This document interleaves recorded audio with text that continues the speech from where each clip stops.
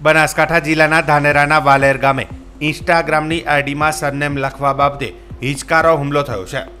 સાંજે 7 વાગે bus stand પાસે 5 લોકોએ ભેગા મળીને હુમલો કરતા 2 લોકો ઈજાગ્રસ્ત થયા છે, જે ધાનેરા રેફરલ હોસ્પિટલમાં દાખલ કરવામાં આવ્યો છે.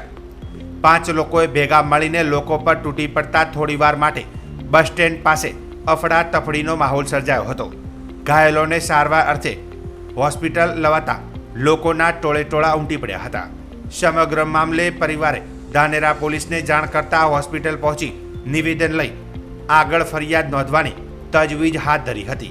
વાલેરમાં ભાઈ રાહુલભાઈ, અર્ચનભાઈ ડાભી અને દિનેશભાઈ અમીરભાઈ ડાભી ઉપર હુમલો કરવાનું કારણ એક જ કે ભાઈ ઇન્સ્ટાગ્રામ આઈડીમાં નામ રાખેલું મેઘવંશી બાપુ, એના કારણે આ લોકો 2 મહિનાથી ટાર્ગેટ કરતા આજે હુમલો કરેલ અને બહુ માર મારેલ. ભાઈ રાહુલભાઈ તો સિરિયસ હાલતમાં બી છે અને દિનેશભાઈ બી ગંભીર હાલતમાં ધાનેરા સિવિલ હોસ્પિટલમાં આવેલ છે અને અમે પોલીસ મથકે ફરિયાદ પણ આવેલ છે.